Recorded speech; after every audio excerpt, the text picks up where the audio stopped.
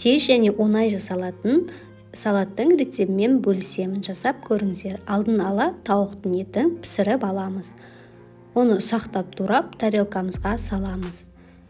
Тарелкамызға кольцаны кигізіп, тауықтың етін үстіне майонезімізді құйып шығамыз. Оның үстіне піскен картошкамызды үгіткіштен өткізіп, салып, барлығын үстінен басып, тығыздап шығамыз.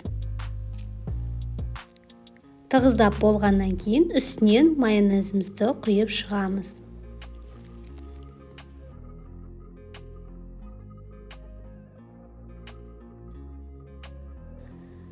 Піскен сәбізімізді үгіткіштен өткізіп, салатымыздың үстіне салып, тегістеп шығамыз. Оның үстіне майонезімізді құйып шығамыз.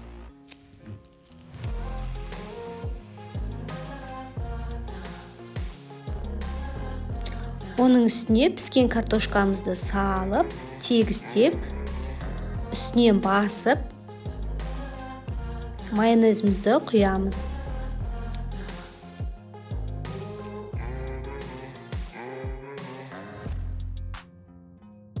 Піскен жұмыртқамызды үгіткіштен өткізіп алып, салатымыздың үстіне салып, барлығын тегістеп шығамыз.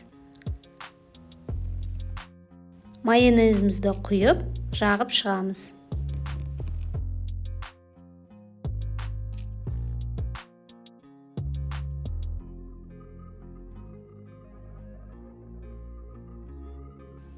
Бетіне үгіткіштен өткізіп, сырымызды сеуіп шығамыз. Салатымыз өте дәмді болып шығады, жасап көріңіздер.